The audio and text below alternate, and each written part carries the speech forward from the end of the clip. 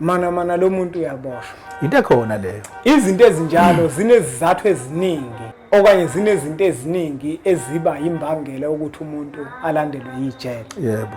Kodwa la ngifisa ukuthi sigcile khona ngifuna ukuthi namuhla sibuke kakhulu umuntu oke waboshwa.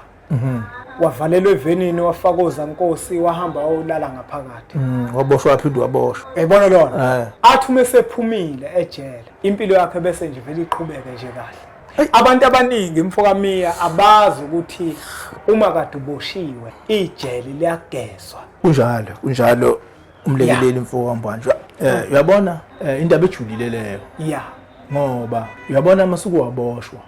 Ku-easy futhi ukuthi uphindele phakathi. Ungaphinda mhlawumbe number 5 times. So ijele nje kuba into yakho.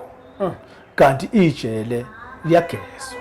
Yeah. Because lapha ejele oqala nje lona ijele nje lilodwa nje ibhadi.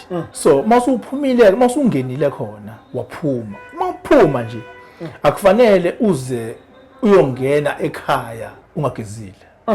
Kodwa ke kuyenzeka ke phela ke mhlawumbe ugcine ususekhaya ungazange uhlanjululo noma ugezwe. Kodwa must be ukuthi ugezwe. So into enjalo ngiyazenza lapha ekhaya kaMiya. So siyenziwe. Siyakwazi ukugeza ijele siphinde silivale futhi. Yebo. Ngoba okungenzeka ukuthi mhlawumbe nalowo muntu lo osuke eboshwa usuke engathandi. Kodwa izinto ezenziwe mhlawumbe bathakatha bakhunkule mhlawumbe zabenza ukuthi njalo wena uhlezi landelwa ibhadi. So ibhadi ke ngafika noma kanjani. Yeah. Ngafika mhlawumbe ukudutshula noma kufika mhlawumbe ngajele. Fika mhlawumbe ukushayiswa imoto. So siyakwazi ukuthi leyo nto leyo sigeze siphinde siyivale.